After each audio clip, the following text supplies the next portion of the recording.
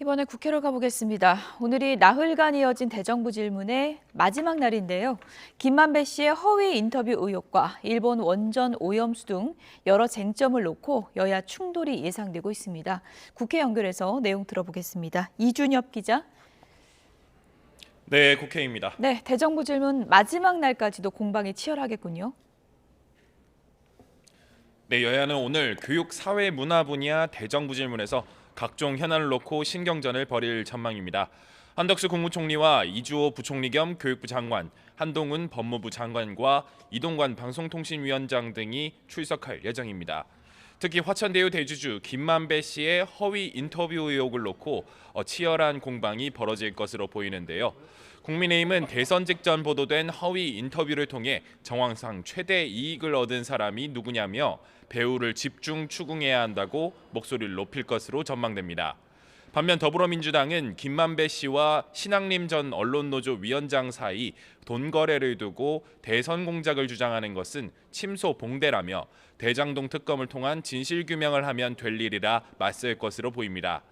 여야는 이 밖에 일본의 원전 오염수 방류, 무소속 윤미향 의원의 조총련 관련 행사 참석 등 문제를 놓고도 다툴 것으로 관측됩니다. 네, 검찰과의 긴 신경전 끝에 이재명 대표가 내일 검찰에 출석을 하게 되는데요. 여야에서 어떤 얘기가 나오고 있습니까? 네, 이 대표는 내일 오전 10시 반 수원지방검찰청에 출석합니다.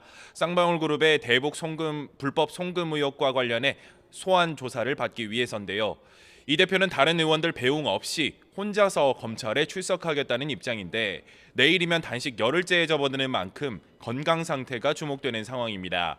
민주당 검찰 독재 정치 탄압 대책위원회는 어제 이화영 전 경기도 부지사가 자필 진술서를 공개해 이 대표가 대북 송금에 관여했다는 앞선 진술을 번복한 것을 두고 검찰의 무도함이 입증됐다고 주장했습니다. 검찰이 협박으로 얻어낸 조작된 진술을 통해 거짓 언론 플레이까지 일삼았다며 조작 수사에 대해 당의 특검 추진까지 건의하겠다고 밝혔습니다.